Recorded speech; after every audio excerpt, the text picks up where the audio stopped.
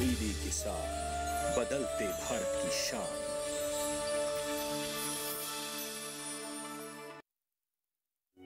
अलग हैं हम, ये रफ्तार नई है, ये रफ्तार सही है, ये जज्बा नया है, खुद ब खुद बयां है। आयशर प्राइमर G3, जज्बा नया, जीत नई।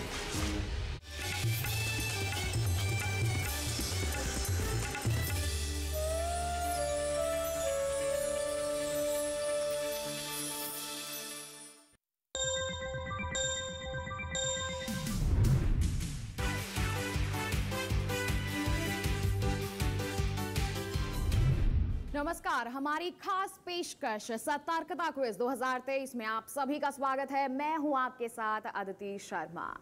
हमारी सरकार, बता दें आपको, कि हमारे देश की उन्नति की दिशा में निरंतर प्रयासरत रहती है। हमारी सरकार का ये प्रयत्न रहता है कि देश के जो नागरिक हैं और साथ ही साथ जो सरकार के कर्मचारी हैं उनमें जागरूकता बढ़ाई जा सके, साथ ही साथ जो शासन है उसमें पारदर्शिता और जवाबदेही लाई जा सके। और इसी के लिए हर वर्ष सतर्कता जागरूकता सप्ताह मनाया जाता है। इसकी खासियत आपको बता दें कि हमारे जो लौह पुरुष हैं श्री वल्लभ भाई पटेल जी, उनका जन्म दिवस होता है 31 अक्टूबर को।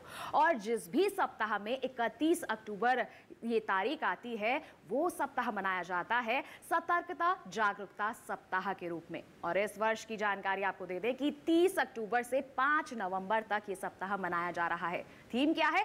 थीम है भ्रष्टाचार का विरोध करे, राष्ट्र के प्रति समर्पित रहे। जी हाँ, हम सभी राष्ट्र के प्रति समर्पित रहेंगे, भ्रष्टाचार का विरोध करेंगे तो सुनिश्चित हो जाएगा कि हमारा ये देश विकास के पथ पर आगे बढ़ता ही जाएगा।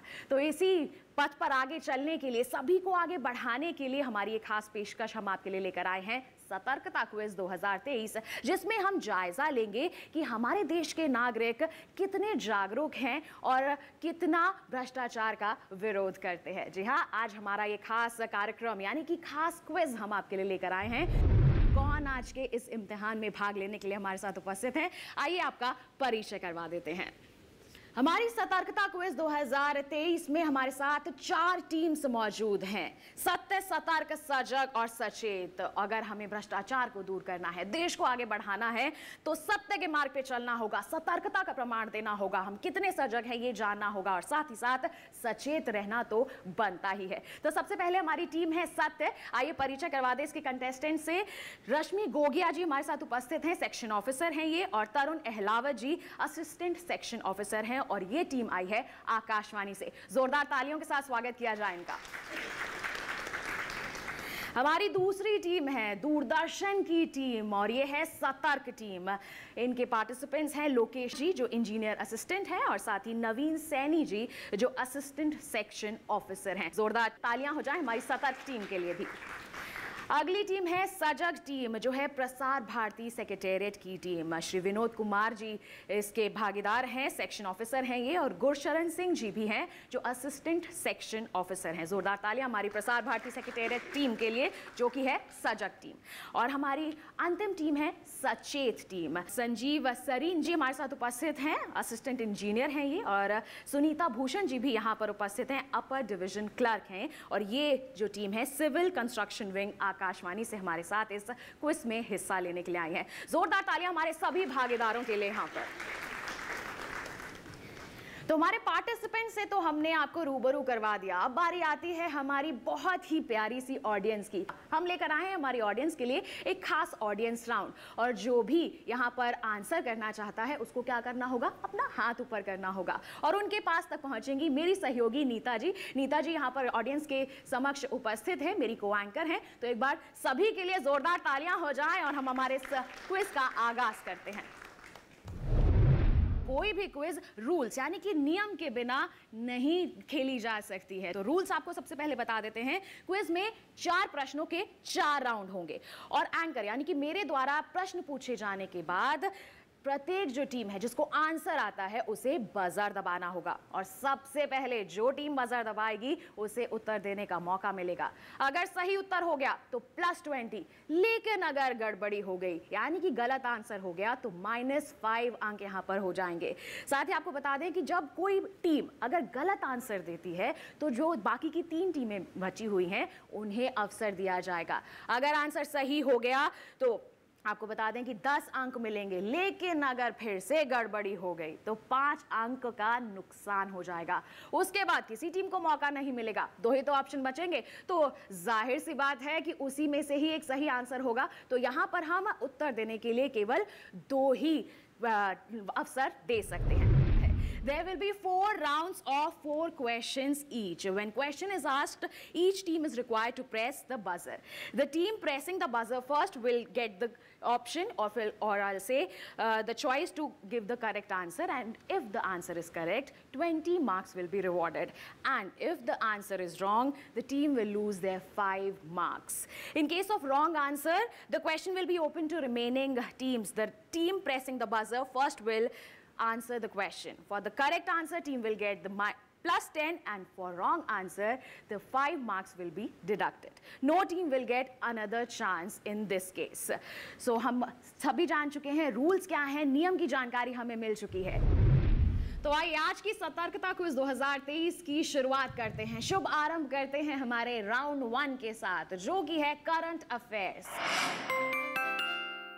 शुरुआत करते हैं हमारे राउंड 1 की, और जैसे कि मैंने पहले ही बताया था कि सवाल सुनने के बाद आपको बजाना है यहाँ पर बजर, और जो भी टीम बजाएगी सबसे पहले बजर वो बाजी मार जाएगी। लेकिन सही उत्तर होना चाहिए, तभी मिलेंगे +20। गलत हो गया तो -5 यहाँ पर हो सकते हैं। तो आइए सबसे पहले मैं रख रही हूँ आपके सामने आपका पहला सवाल, और पहला सवाल है ये। इस चित्र को देखें और उस खिलाड़ी की पहचान करें जिसने हाल ही में संपन्न एशियाई खेलों में भाला फेंक स्पर्धा में रजत पदक जीता है। See this picture and identify the player who won silver medal in javelin throw event in recently concluded Asian Games. और ऑप्शंस में अब आपके सामने रख रही हूँ। Option A Neeraj Chopra, option B Kishore Jena, option C Pawan Sehrawat, option D Saurabh Ghosal. तो बिल्कुल यहाँ पर बजर्स बज गए हैं। सबसे पहले बाजी मारी है सत्य टीम ने। सत्य टीम, आपका आंसर लेना चाहेंगे यहाँ पर? The answer is Kishore Jena, option B. बिल्कुल, किशोर जैना इन्होंने ऑप्शन बी चुना है। हम सभी जानते हैं कि भाला फेंक प्रतियोगिता में गोल्ड मेडल तो किसने जीता है? गोल्ड मेडल जीता है नीरज चोपड़ा ने। तो ऑप्शन बी किशोर जैना बिल्कुल सही जवाब है। जोरदार तालियां हो जाए यहाँ पर। देश का नाम रोशन किया है इस जैवलिन थ्रो प्रतियोगिता में नीरज चोपड़ा ने अभी तक नाम कमाया था, लेकिन अब किशोर जैना भी पीछे नहीं हैं। वो भी उन्हीं के साथ आगे बढ़ रहे हैं और विश्व भर में प्रसिद्धि हासिल कर रहे हैं। इसी के साथ पहला प्रश्न हो चुका है। बढ़ते हैं आगे और अपना दूसरा प्रश्न अब मैं सबके सामने लेकर आ रही हूँ। बाकी टीम्स को भी अब आगे बढ़ना है और आपको भी यहाँ पर मौका मिलेगा सही उत्तर देने का, लेकिन बजर में बाजी मारनी होगी। हमारा दूसरा प्रश्न है कि इस वीडियो को देखें और बताएं। फिल्म शेरशाह, जिसे 17 अक्टूबर 2023 को 69वें राष्ट्रीय फिल्म पुरस्कार के दौरान विशेष ज्यूरी पुरस्कार मिला, किसके जीवन पर आधारित है? See this video and tell on whose life the film Shershaah is based, which got special jury award during the 69th National Film Award on 17th October 2023. And options are A. Flying Officer Nirmaljeet Singh Sekhon, option B. Captain Vikram Batra, option C. Abdul Hamid, और option D major Shaitan Singh. और यहाँ पर buzzers दब चुके हैं और यहाँ पर बाजी मारी है हमारी सतर्क टीम ने। सतर्क टीम, आपका आंसर क्या है? Option B captain Vikram Batra. Option B captain Vikram Batra को इन्होंने चुना है और मैं देख रही हूँ कि ऑडियंस में तालियां बजनी पहले से ही शुरू हो गई हैं। बिल्कुल सही जवाब है ये option B captain Vikram Batra. तो इन्होंने ऑप्शन चुना, option B captain Vikram Batra. बिल्कुल सही जवाब इन्होंने दे दिया है और 20 अंक अपने खाते में जोड़ लिए हैं। बता दें आपको कि तिरंगा लहरा कर आऊंगा, कैप्टन विक्रम बत्रा ने कहा था। तिरंगा लहरा कर आऊंगा, नहीं तो उसमें लिपट कर आऊंगा। लेकिन आऊंगा जरूर। ये शब्द किसी भी फौजी के लिए गर्व की बात होती है। जी हाँ, गर्व से ये शब्द कहे जाते हैं। कैप्टन विक्रम बत्रा के ये शब्द बहुत ही खास थे और उन्होंने देश के प्रति अपनी जो जान है, अपना जो पूरा जीवन है वो समर्पित किया है और उनके इसी जज्बे को हम सभी देशवासी दिल से सलाम करते हैं। और बेहद ही खूबसूरती से यहाँ पर उनके जीवन को बखान किया गया है शेरशाह मूवी में, जिसे हाल ही में नेशनल फिल्म अवार्ड से नवाजा भी गया है। इसी के साथ आइए बढ़ते हैं आगे और अपना अगला प्रश्न मैं सबके समक्ष रखना चाहूंगी, सबको बताना चाहूंगी कि तीसरा प्रश्न क्या है। तो बिल्कुल हमारी टीम्स तैयार हो जाइए। सत्य और सतर्क प्रमाण दे चुके हैं कि वो बिल्कुल जागरूक हैं, अपने 2 प्रश्नों के उत्तर सही दे चुके हैं। अब बारी आती है सजग और सचेत टीम की भी। आपके लिए भी मौका है, अब आप भी जल्दी से बजर दबाइए और अपना खाता खोलिए। तो ऑप्शन मैं पढ़ूं से पहले बता दूं कि क्वेश्चन क्या है। हमारा तीसरा जो प्रश्न है वो ये है कि सूर्य के बाहरी वातावरण के अध्ययन के लिए इसरो द्वारा भेजे गए उपग्रह का नाम क्या है। तो what is the name of satellite sent by ISRO for study of outer atmosphere of sun. Option A Aditya K1, option B Aditya L1, option C Aditya M1 या फिर ऑप्शन डी आदित्य N1। और मैं यहाँ पर देख रही हूँ कि सजग टीम इस बार बाजी मार गई है। क्या कहना चाहेंगे, क्या लगता है कौन सा ऑप्शन सही है? Option B Aditya L1। Aditya L1 इनका कहना है कि सैटेलाइट का नाम है जो सूर्य के बाहरी वातावरण के अध्ययन के लिए भेजी गई है। तो बता दें कि ये बिल्कुल सजग है, सही उत्तर दे दिया है इन्होंने, अपना खाता खोल लिया है। +20 हो गए हैं इनके खाते में। अब अभी तक 3 टीम्स अपना खाता खोल चुकी है। अब सचेत टीम आपकी बारी है, सचेत हो जाइए। अब आपको भी यहाँ पर मौका मिल रहा है अपना खाता खोलने का। तो क्वेश्चन नंबर 4 मैं यहाँ पर सबके समक्ष रख रही हूँ कि कौन सा देश भारत में आयोजित G20 शिखर सम्मेलन के दौरान लॉन्च किए गए ग्लोबल बायोफ्यूल अलायंस का सदस्य नहीं है। Which of the following is not a member of Global Biofuel Alliance launched during the G20 summit held in India? और ऑप्शंस बता देती हूँ। Option A Bangladesh, option B Italy, option C Saudi Arabia और option D UAE। और फिर से सजग team यहाँ पर बजा चुकी है अपना बजर। तो क्या कहना चाहेगी सजग टीम? इटली। इनका कहना है कि इटली जो है इनका सही उत्तर है, लेकिन यहाँ पर आप खो चुके हैं अपने -5। हो गई है थोड़ी गड़बड़ी। आपने 20 अंक हासिल किए थे लेकिन अब 15 हो चुके हैं क्योंकि आपने गलत आंसर दे दिया है। अब मैं यहाँ पर मौका देना चाहूंगी बाकी की जो 3 टीम्स हैं उनको। अब आप बजर दबाइए और बताइए कि सही उत्तर क्या है। और यहाँ पर सचेत टीम मार गई है बाजी। क्या कहेगी सचेत टीम? बांग्लादेश। आपका कहना है बांग्लादेश इसका सही उत्तर है। मौका दिया था मैंने आपको कि आप भी अपना खाता खोलिए और आप अपना खाता खोल सकते थे, +20 कर सकते थे, लेकिन आपसे चूक हो गई, गलत उत्तर दे दिया है आपने। बांग्लादेश यहाँ पर सही उत्तर नहीं है। जैसा कि मैंने पहले ही कहा था कि 2 ही अवसर मिलेंगे सही उत्तर देने के लिए, तो अब मैं ही सही इसका उत्तर बता देती हूँ। इसका सही आंसर है ऑप्शन सी, सऊदी अरेबिया। यही वो कंट्री है जो G20 शिखर सम्मेलन के दौरान लॉन्च किए गए ग्लोबल बायोफ्यूल अलायंस का सदस्य नहीं थी। कोई बात नहीं, यहाँ पर आपने कोशिश की, आगे भी मौके मिलेंगे और आप अपना खाता जरूर खोल पाएंगे। तो इसी के साथ हमारा 4th राउंड यहाँ पर कंप्लीट होता है, यानी कि पार्टिसिपेंट्स के लिए तो कंप्लीट हो गया है। अब बारी आती है किसकी? हमारी ऑडियंस की। तो ऑडियंस तैयार हैं आप अपने क्वेश्चन के लिए? बिल्कुल, उत्तर मिल रहा है यस। तो हम भी बढ़ते हैं आगे और मैं चाहूंगी मेरी सहयोगी नीता जी यहाँ पर बिल्कुल तैयार रहें प्रश्न का उत्तर लेने के लिए। तो सबसे पहला जो प्रश्न है हमारी ऑडियंस के लिए वो ये है कि हाल ही में आयोजित एशियाई खेलों में विजेता कबड्डी टीम के 3 खिलाड़ियों के नाम बताएं जिन्होंने भारत को 100वां पदक दिलवाया था। Name any 3 players of winning kabaddi team who got 100th medal for India in recently held Asian Games.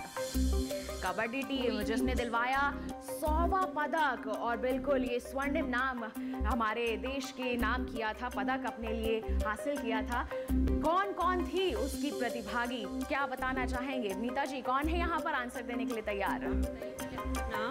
Umesh Gupta, 3 है रितु नेगी कैप्टन, आशिमा, पूजा।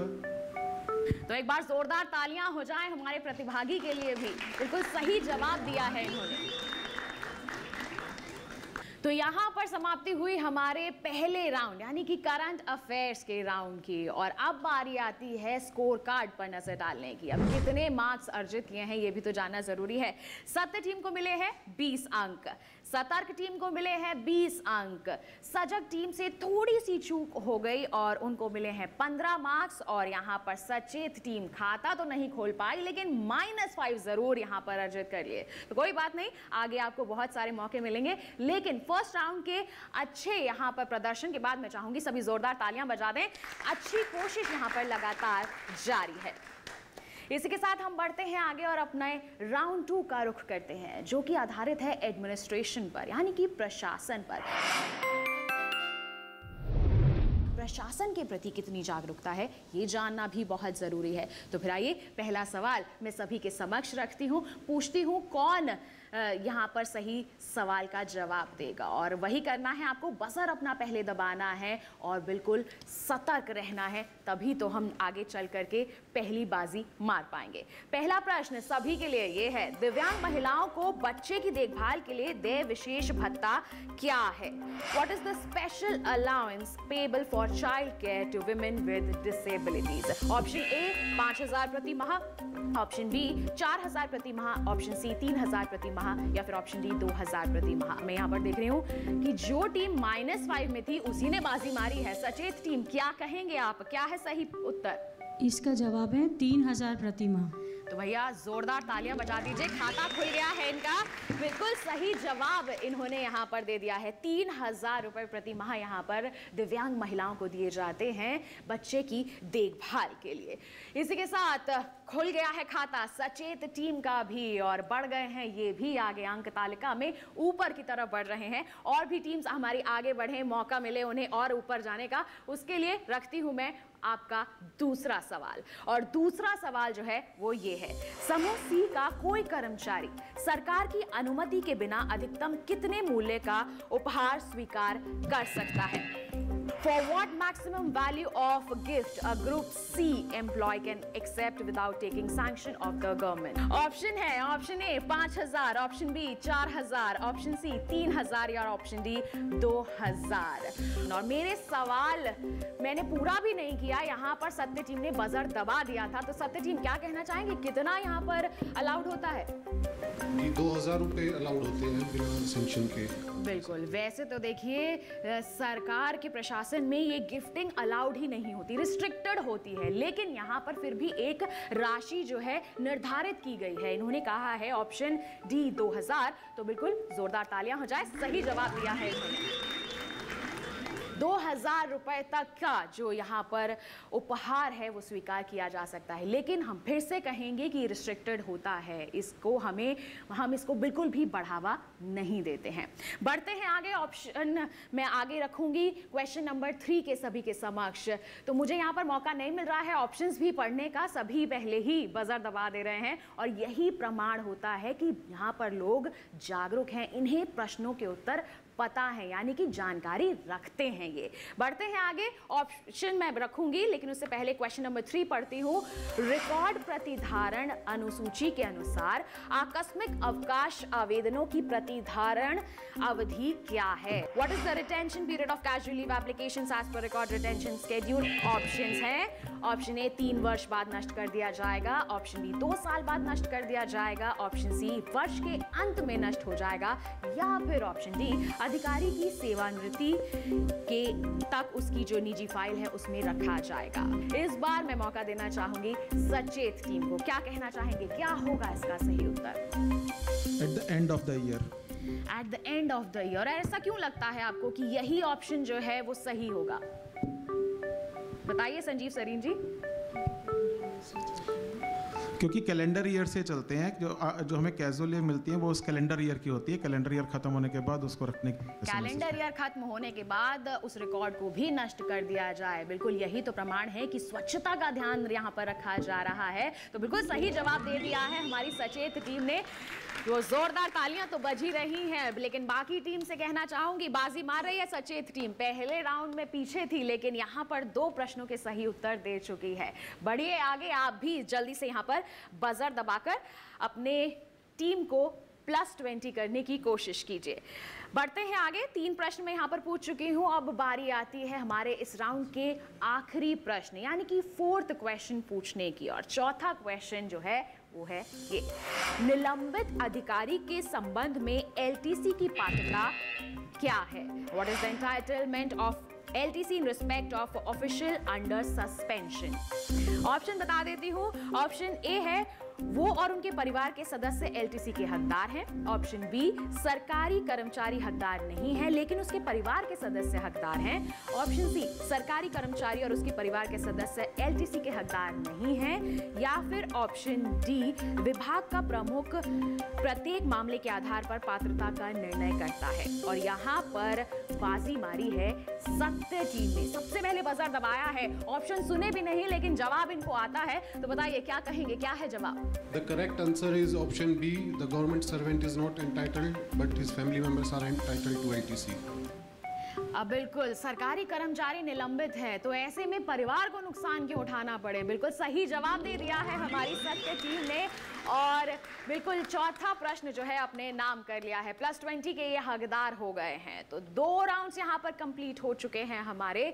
4 प्रश्नों के सही उत्तर दे चुके हैं हमारे प्रतिभागी। लेकिन इस बार मैं देख रही हूँ सतर्क टीम ने सतर्कता जो है थोड़ी कम दिखाई है। बजर दबाने में थोड़े से ये चूक गए हैं। कोई बात नहीं, इस बार आप चूक गए लेकिन अगले राउंड्स हैं, लेकिन ज्यादा लंबा समय नहीं मिलेगा। आपको भी यहाँ पर अपना बजर जल्द से जल्द दबाना होगा।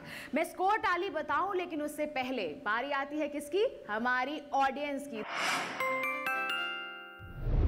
तो हमारी ऑडियंस तैयार है अपने प्रश्न के लिए? इस बार थोड़ी सी आवाज नहीं आई है लेकिन फिर भी सवाल तो मैं पूछूंगी ही। तो ऑडियंस बिल्कुल तैयार हो जाइए। नीता जी आप भी तैयार हो जाइए। प्रश्न है, चंद्रयान 3 मिशन के लैंडर, रोवर और लैंडिंग के स्थान के नाम बताएं।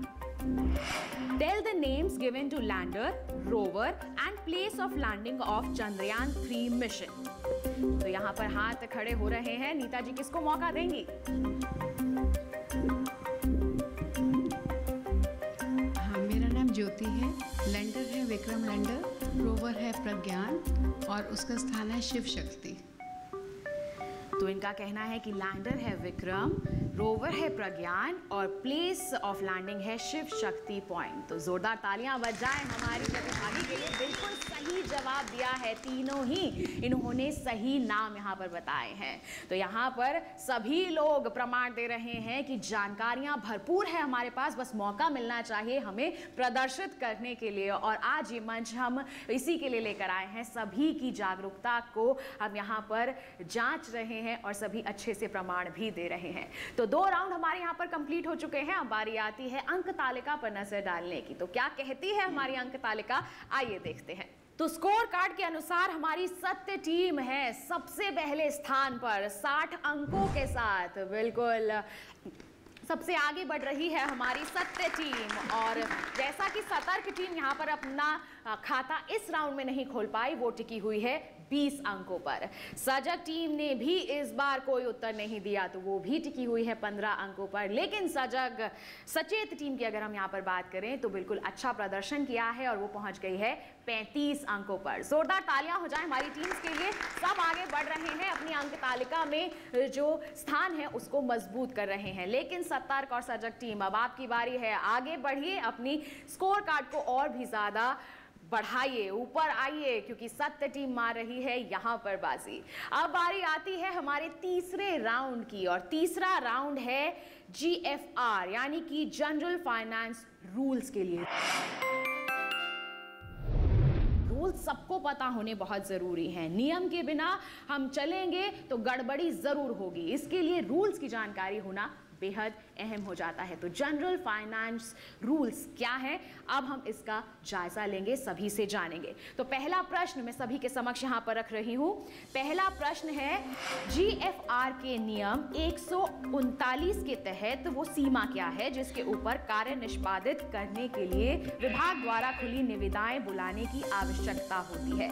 What is the limit under Rule 139 of GFR above which tenders need to be called by the department for executing the works? Option A 5 lakh, option B 10 lakh, option C 15 lakh, option D 20 lakh. और यहाँ पर मैं देख रही हूँ कि सजग टीम ने बजाया है सबसे पहले बजर। पिछली बार नहीं बजाया था लेकिन इस बार इनको मौका मिल गया है। क्या कहेगी हमारी सजग टीम? Option B 10 lakh. आपका कहना है ऑप्शन बी 10 लाख।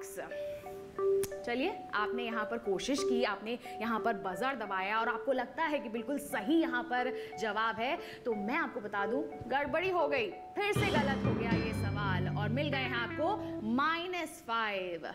कोई बात नहीं, फिर से आपको 3 प्रश्नों का मैं यहाँ पर अवसर दूंगी, लेकिन अब मैं मौका देना चाहूंगी हमारी जो बाकी की 3 टीम्स हैं। क्या कहना चाहेंगी? ओहो, बजा दिया है फिर से सचेत टीम ने बजर। सचेत टीम अपनी अंक तालिका को मजबूत बनाने में लगी हुई है। क्या कहेगी सचेत टीम? हाँ जी, इसका आंसर है 5 लाख।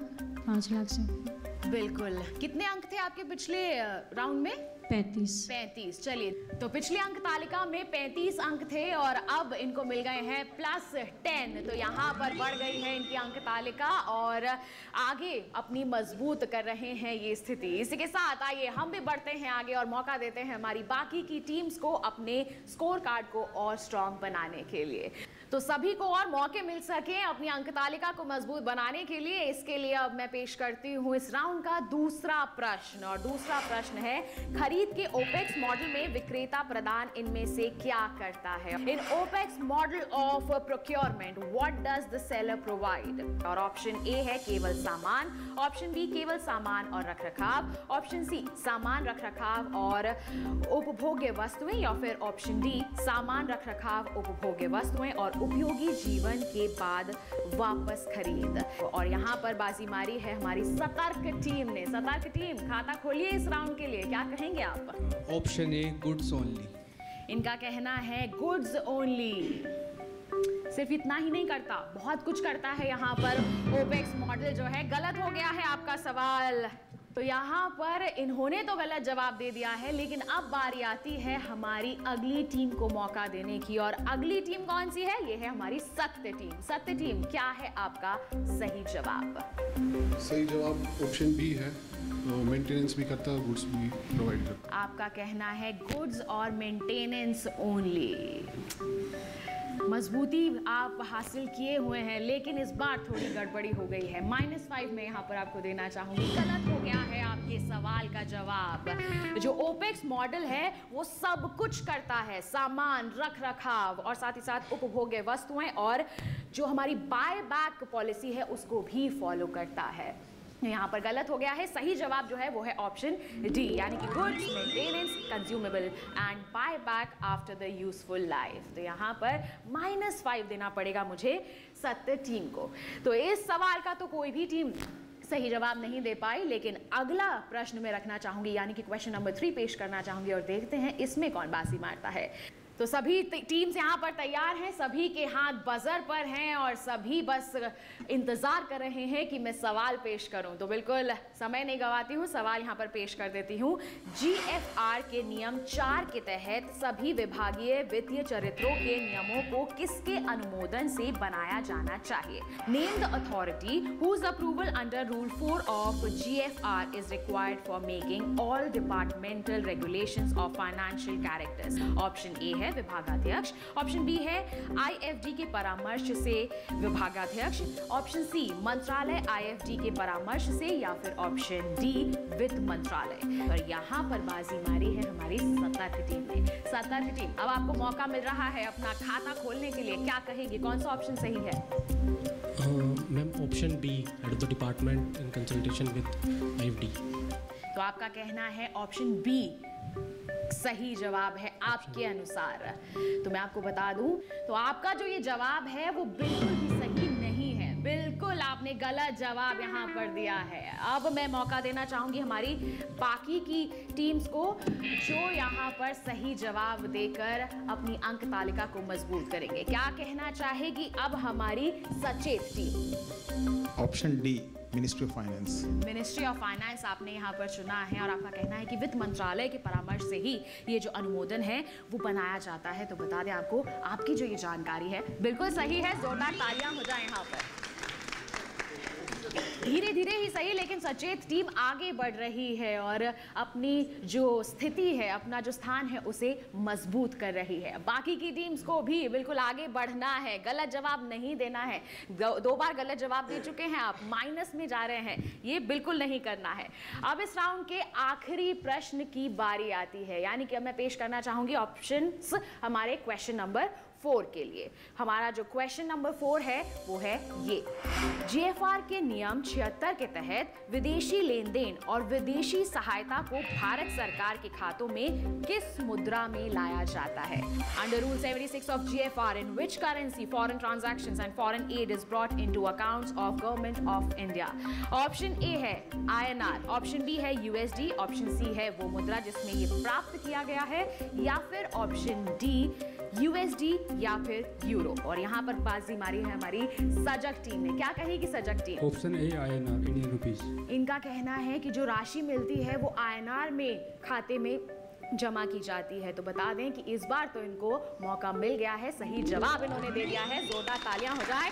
सजग टीम ने यहाँ पर जवाब दे दिया है, किसी भी मुद्रा में आए लेकिन खाते में जो राशि है वो कन्वर्ट की जाती है इंडियन करेंसी में और फिर जमा की जाती है। बिल्कुल अच्छा यहाँ पर जवाब दिया है इन्होंने और ये प्रमाण दिया है कि इनको बहुत यहाँ पर ज्ञान है। तो सभी अपने ज्ञान का प्रमाण दे रहे हैं, लेकिन किसी से थोड़ी थोड़ी चूक हो रही है। कोई बात नहीं, हम मौका देते रहते हैं अपने स्थान को और मजबूत बनाने के लिए। तो अब यहाँ पर हमारे प्रतिभागियों को तो हमने मौका दे दिया, उनसे पूछ लिए इस राउंड के चारों प्रश्न, लेकिन अब बारी आती है हमारी प्यारी सी ऑडियंस की और उनका इम्तिहान लेने की कि आप कितनी जानकारी रखते हैं हमारे जीएफआर यानी कि जनरल फाइनेंस रूल्स के प्रति। जी हाँ, ये आपने देखा है कि हमारे सभी पार्टिसिपेंट्स ने अच्छे से यहाँ पर सवालों के जवाब दिए हैं। तो नीता जी अब बिल्कुल तैयार हो जाइए, अब बारी आती है आपकी। अब आपको देखना है कि कौन हमारे प्रतिभागी यहाँ पर अच्छे से सही जवाब देंगे। आप सभी के लिए प्रश्न है, G21 के कौन से सदस्य देश संप्रभु देश नहीं हैं?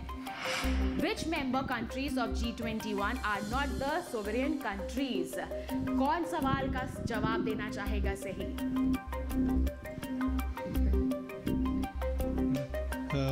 मेरा नाम सागर है और इसका ऑप्शन है यूरोपियन यूनिट और अफ्रीकन यूनिट।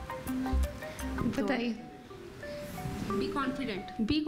हाँ, यूरोपियन यूनिट और अफ्रीकन यूनिट। सागर बिल्कुल यहाँ पर सही जवाब दिया है इन्होंने, जोरदार तालियां हो जाएं। सागर जी ने यहाँ पर सही जवाब दिया है और प्रमाण दिया है कि ये भी जागरूक हैं, बहुत जानकारियां अर्जित करते हैं। तो हमारे इस राउंड की समाप्ति हो गई है, हमारा राउंड 3 भी हमने कंप्लीट कर लिया है। अब बारी आती है हमारी अंक तालिका पर नजर डालने की। तो क्या कहती है हमारी अंक तालिका, किसने मजबूती हासिल की है और कौन थोड़ा सा हो गया है नीचे, इसके बारे में आपको बताते हैं। सत्य टीम है 55 अंक पर, हमारी सतर्क टीम नीचे आ गई है 10 अंक पर आ गई है, वहीं सजग टीम 30 पर है और सचेत टीम ने इस बार अच्छा परफॉर्मेंस दिया है और 55 अंक इन्होंने हासिल कर लिए हैं। तो हम कह सकते हैं सत्य और सचेत पहले स्थान पर है, बराबरी की टक्कर चल रही है। अब हमारा अंतिम राउंड ये निर्णय लेगा, उसका भी रुख करेंगे, लेकिन उसके लिए करना होगा थोड़ा सा इंतजार। कहीं मत जाइए, देखते रहिए हमारी खास पेशकश सतर्कता क्विज 2023 और बने रहिए दूरदर्शन के साथ पर। अलग है हम, ये रफ्तार नई है, ये रफ्तार सही है, ये जज्बा नया है, खुद ब खुद बयां है। आयशर प्राइमर G3, जज्बा नया, जीत नई।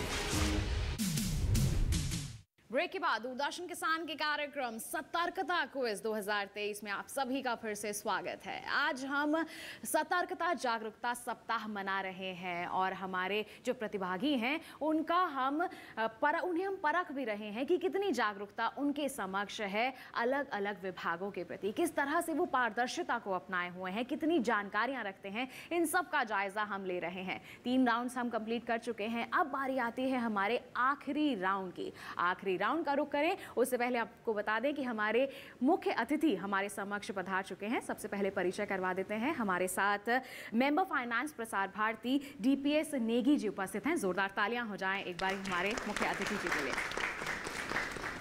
तो हमारे मुख्य अतिथि हमारे समक्ष उपस्थित हैं और उन्हीं के सामने आज हम खेलने वाले हैं हमारा राउंड 4 यानी कि फाइनल राउंड।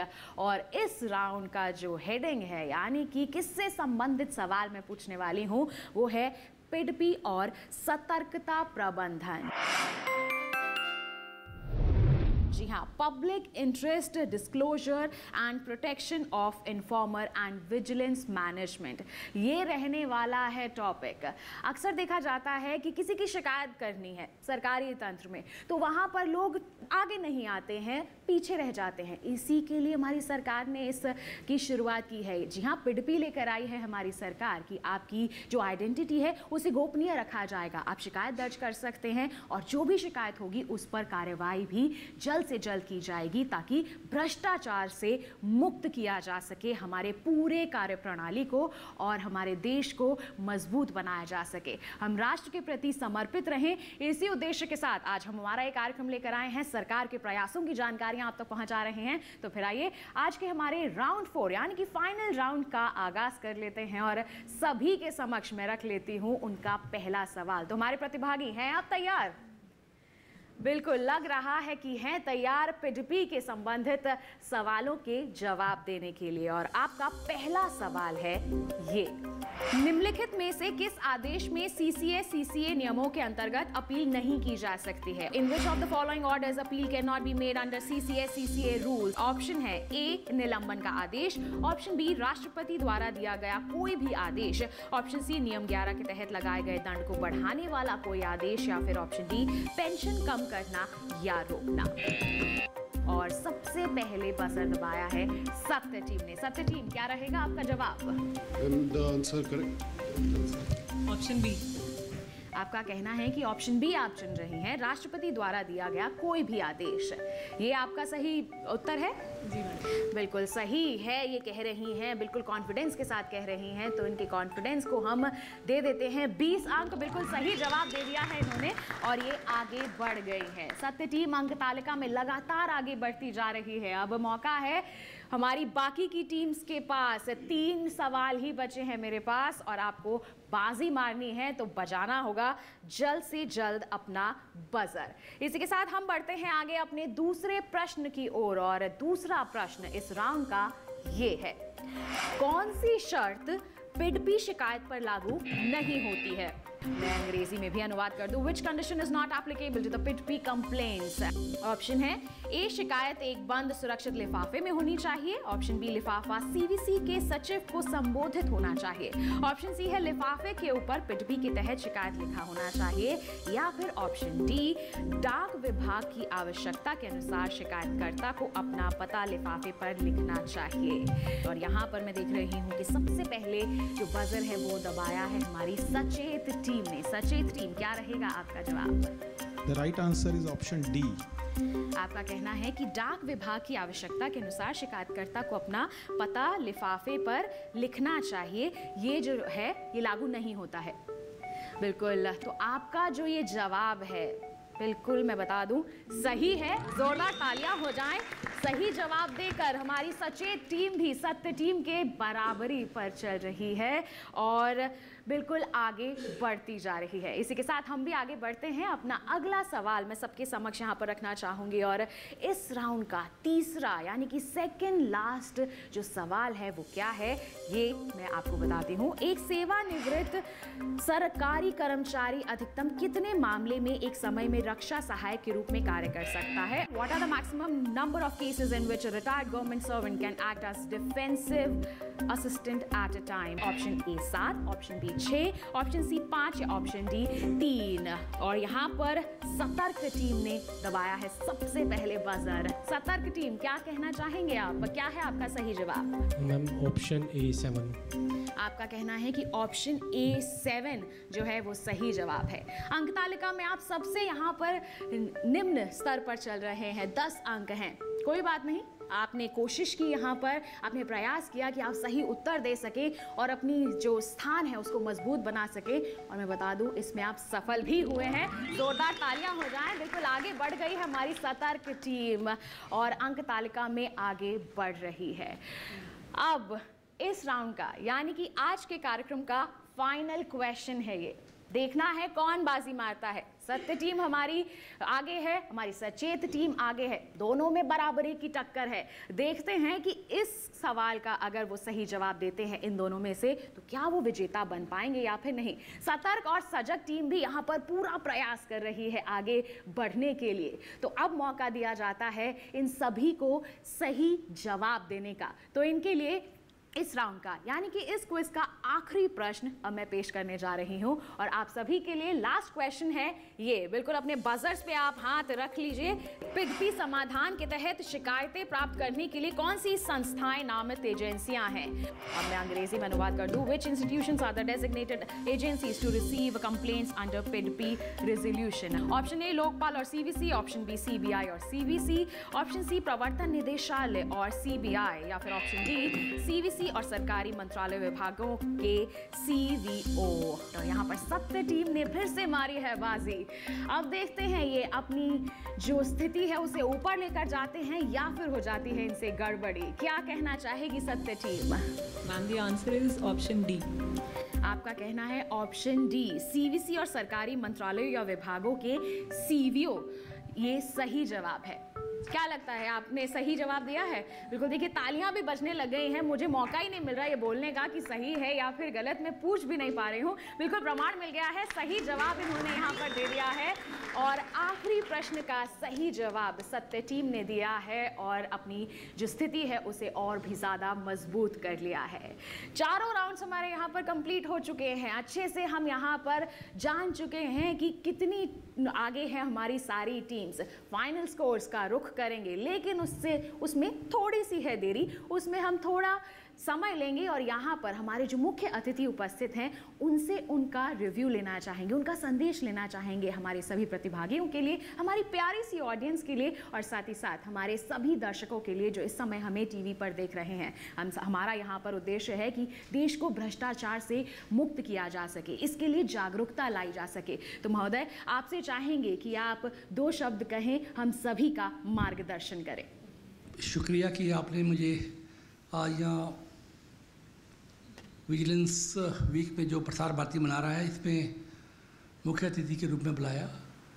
ये जो CVC के दौरान PDP की हमने शुरू किया है ये बहुत ही एक अच्छा है और प्रसार भारती संस्था जिसके अंदर 2 वर्टिकल आते हैं उसकी सारी टीमें आकाशवाणी और दूरदर्शन की और प्रसार भारती की पार्टिसिपेट कर रही है। जैसे कि हम सब जानते हैं पूरे देश दुनिया में कि दूरदर्शन और आकाशवाणी देश की एक धड़कन है और धड़कन तभी तक वो स्वस्थ रह सकती है जब इसमें बिल्कुल ट्रांसपेरेंसी और निष्पक्षता से काम किया जाए और इसमें कोई भी भ्रष्टाचार ना हो। और मुझे ये अच्छा लगा कि हमारी जो 4 टीमें हैं अच्छी पूरे गर्मजोशी से पार्टिसिपेट कर रही हैं और ये ज़्यादा अच्छा लगा कि क्वेश्चन पूछने से उसके ऑप्शन देने से पहले ही उनको काफ़ी आंसर भी पता है। इससे ये भी पता लगता है कि वो हमारे जो विजिलेंस मैन्यूल है उसके बारे में काफ़ी जागरूक है। और हमारी जो ऑर्गेनाइजेशन है जिसमें हमारे को सरकार के द्वारा बाइंड्स के अंदर ग्रांट मिलती है, हमको लास्ट EFC में जैसे आप सब जानते हैं कि तकरीबन 2,540 करोड़ का अनुदान मिला है। ये पैसा इसलिए मिला है कि हम इस पैसे को बड़ी ईमानदारी से पैसा खर्चें क्योंकि जो हमारा प्रसार भारती है एक देश का नहीं पूरे विश्व का सबसे बड़ा लोक प्रसारक है। इसके द्वारा हम सारी स्कीमों को देश के और दुनिया के कोने कोने तक पहुंचाते हैं। इसमें जो हम इक्विपमेंट प्रोक्योर करें, जो टेंडर करें उसमें बहुत ट्रांसपेरेंसी हो और बहुत ईमानदारी से किया जाए, जिससे कि हमारे को अच्छी क्वालिटी के जो इक्विपमेंट है वो हमारे पास आ सकें और लो कॉस्ट में आ सकें। और मुझे और भी ज़्यादा इसकी खुशी हो रही है कि जो आप लोग यंग लोग हैं जो प्रसार भारती में काम करते हैं, आकाशवाणी में, दूरदर्शन में और प्रसार भारती सेक्रेटरीट में काम करते हैं और CCTV में काम कर रहे हैं, वो इन बातों से बिल्कुल दे आर अलर्ट हैं। इससे पता लगता है कि हमारा जो प्रसार भारती का आने वाला भविष्य है बहुत ही अच्छा है। मैं सारे जो टीम जिन्होंने पार्टिसिपेट किया उनको मैं बहुत बहुत मुबारकबाद देता हूँ। अल्टीमेटली एक टीम को जीतना होता है, लेकिन आपका पार्टिसिपेशन ये एक बहुत ही बहुमूल्य है कि आप लोगों ने बढ़ चढ़ कर इसमें हिस्सा लिया और इसी तरह आप आगे बढ़ चढ़ कर निष्पक्षता से काम करें, भ्रष्टाचार मुक्त काम हो। लेकिन भ्रष्टाचार मुक्त होने का काम का ये भी मतलब है कि कोई फॉल्स कंप्लेन न करे कभी भी किसी के खिलाफ। कंप्लेन वो हो जो जायज़ हो, जो मतलब विथ प्रूफ हो। क्योंकि कई बार क्या होता है कि फॉल्स कंप्लेन करने से बाकी कर्मचारी लोग घबरा जाते हैं, तो वो घबराने की ऐसी नौबत न लाएँ कि हम आपस में किसी के अगेंस्ट ऐसी कंप्लेन करें because of our personal reason के कारण। कंप्लेन कीजिए जो भ्रष्टाचार को रोकने के लिए, ये नहीं कि काम को रोकने के लिए। इसी के साथ मैं आप सबको बहुत बहुत एक बार फिर मुबारकबाद देता हूँ। धन्यवाद। बहुत बहुत धन्यवाद महोदय, आपके इतने अमूल्य विचार आपने हम सभी के समक्ष रखे हैं, आपने हम सभी का मार्गदर्शन किया। बहुत बहुत धन्यवाद आपका। और इसी के साथ हमारे head of office DDG CPC Lokman Singh ji भी हमारे साथ उपस्थित हैं। महोदय, आपसे भी चाहेंगे आप भी 2 शब्द सभी से कहें। धन्यवाद। ये सेंट्रल विजिलेंस कमीशन के डायरेक्शन के तहत सतर्कता सप्ताह मनाया जा रहा है और इसके तहत CPC में ये स्पेशल रिकॉर्डिंग का आयोजन किया गया है। और इसमें मैं धन्यवाद करता हूँ हमारे मेंबर फाइनेंस सर का, जो अपना बिजी शेड्यूल में से वक्त निकाल के यहाँ पर आए हैं और इसको अपना उन्होंने इसमें योगदान दिया है।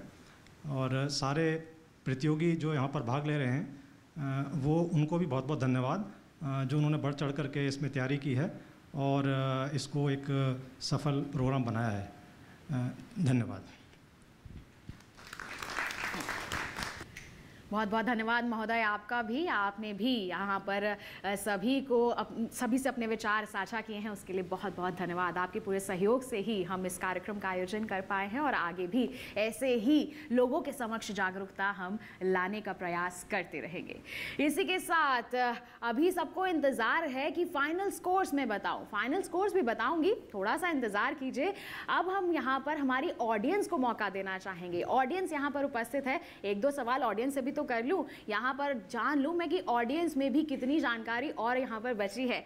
तो ऑडियंस के क्वेश्चन अब मैं यहाँ पर लेकर आने वाली हूँ। नीता जी, आपसे गुजारिश है, बिल्कुल हो जाइए आप अपने माइक के साथ तैयार और आप सभी को जिसको उत्तर आता है अपना हाथ खड़ा कीजिएगा। आपके लिए प्रश्न है ये, दूरदर्शन के तेलुगु, कन्नड़ और मराठी भाषा के क्षेत्रीय चैनलों के नाम बताइए। जी हाँ, जो रीजनल चैनल्स हैं उनके नाम आपको बताने हैं। Name the Doordarshan regional channels in Telugu, Kannada and Marathi languages respectively. तो कौन बताना चाहेगा? 3 चैनल्स हैं इन रीजनल लैंग्वेजेस में दूरदर्शन के, और यहाँ पर मैं देख रही हूँ कि हाथ खड़े हो रहे हैं। नीता जी, मौका दीजिए हमारी ऑडियंस को।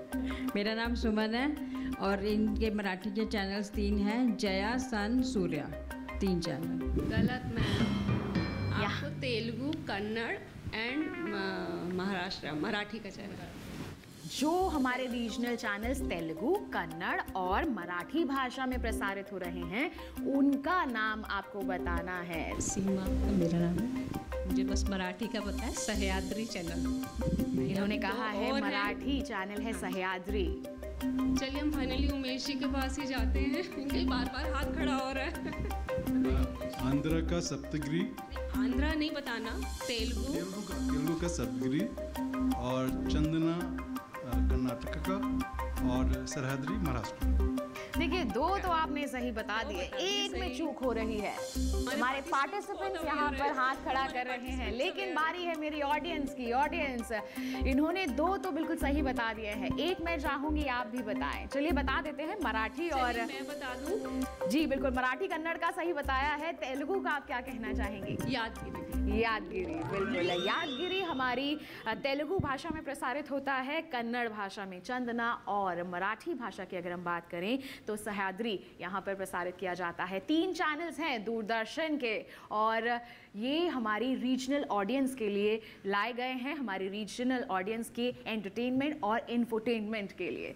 और इसी के साथ एक सवाल तो हो गया, मैं सोच रही हूँ एक सवाल और आप सभी से पूछ लूँ, आसान सा है, ज़्यादा मुश्किल नहीं पूछूंगी, हाल फिलहाल का ही है, मुझे लगता है इसका जवाब तो सभी को पता होगा। तो नीता जी माइक के साथ बिल्कुल तैयार हो जाइए।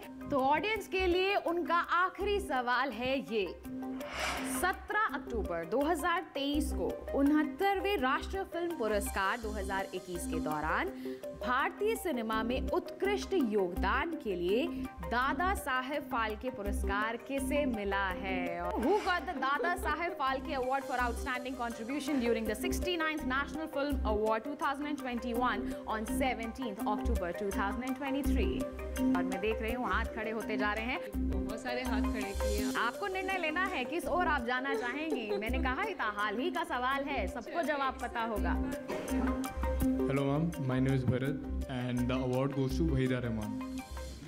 बिल्कुल, वहीदा रहमान जी को नवाजा गया है दादा साहेब फाल्के अवार्ड से, हाल ही में जो आयोजित किए गए थे 69th national film festival awards 2021। बिल्कुल, बहुत ही यहाँ पर हमारी ऑडियंस प्रमाण दिया है कि जानकारी रखती है और बहुत ही अच्छे से भागीदारी हमारी ऑडियंस ने निभाई है यहाँ पर, और हमारे प्रतिभागियों ने तो प्रमाण दे ही दिया है कि भाई हम तो जागरूक हैं, हम सतर्क हैं, सत्य के मार्ग पर चल रहे हैं और हमेशा सचेत रहने का हम यहाँ पर निर्णय लिए हुए हैं।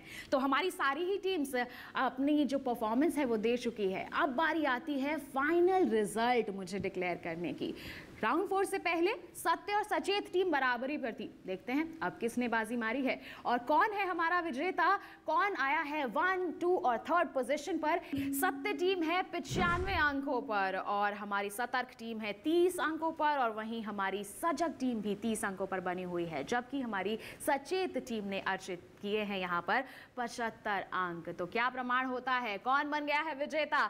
यहाँ पर साफ तौर पर नजर आ रहा है सत्य टीम ने बाजी मार ली है और बन गए हैं वो आज के क्विज के विजेता। लेकिन आपको एक और खास बात बता दें कि यहाँ पर हमारी जो टीम्स हैं इन्हें सर्टिफिकेट्स तो दिए जाएंगे ही, साथ ही साथ यहाँ पर कुछ राशि भी इनको उपहार के तौर पर दी जाएगी। लेकिन कैसे? यहाँ पर नकद नहीं चलेगा, यहाँ पर डिजिटली ये उनके सीधे अकाउंट में ट्रांसफर की जाएगी। डिजिटल इंडिया जो बनाना है, पहली जो विजेता टीम है उन्हें मिलेंगे 3000 रुपये, दूसरे स्थान पर जो टीम आएगी उन्हें मिलेंगे 2000 रुपये और तीसरी टीम को मिलेंगे 1000 रुपये। इसके लिए मैं चाहूँगी कि हमारे जो मुख्य अतिथि हैं और हमारे जो हेड ऑफ ऑफिस हैं लोकमान सिंह जी और DPS नेगी जी, आप महोदय मंच पर आ जाएं, हमारे सभी प्रतिभागियों को यहाँ पर नवाजें सर्टिफिकेट्स के। यहाँ पर हो गया है टाई, जी हाँ, 30-30 अंकों के साथ हमारी सतर्क और सजग टीम ने हासिल किया है हमारा तीसरा पायदान। जोरदार तालियां हो जाएं हमारी सतर्क और सजग टीम के लिए। आपसे गुजारिश है आप सभी पार्टिसिपेंट्स आगे आ जाएं। सबसे पहले हमारी सतर्क टीम जिसके प्रतिभागी हैं लोकेश शर्मा जी, मैं चाहूंगी वो आगे आएं और अपना सर्टिफिकेट यहाँ पर हासिल करें। तीसरा पायदान इन्होंने हासिल किया है, जागरूकता का प्रमाण यहाँ पर लोकेश शर्मा जी ने दिया है। जोरदार तालियां हो जाएं लोकेश शर्मा जी के लिए।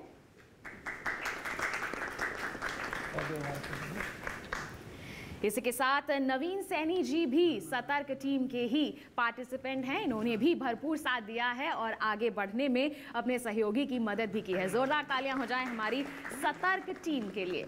और इसी के साथ तीसरे पायदान पर है हमारी सजग टीम भी 30 अंकों के साथ। विनोद कुमार जी हमारी इस टीम के पार्टिसिपेंट हैं।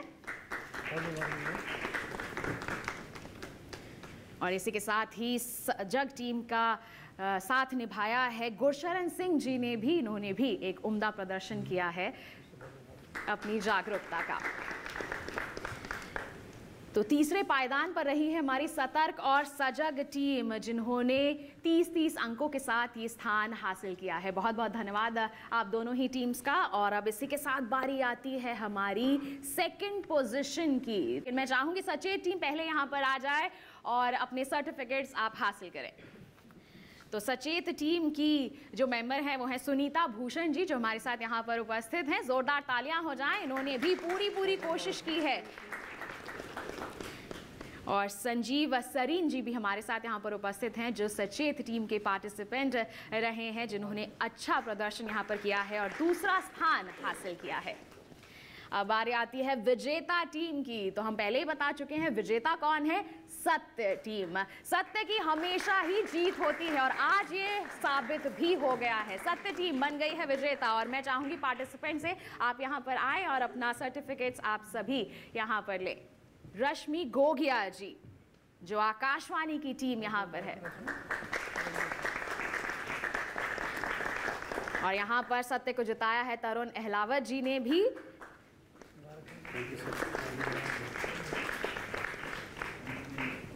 तो ये थे हमारे सारे पार्टिसिपेंट्स जिन्होंने यहाँ पर अच्छा प्रदर्शन किया है और जीत अपने नाम यहाँ पर दर्ज करवा दी है। तो एक बार मैं चाहूंगी सभी से कि जोरदार तालियों के साथ इनकी हौसला अफजाई जरूर करें।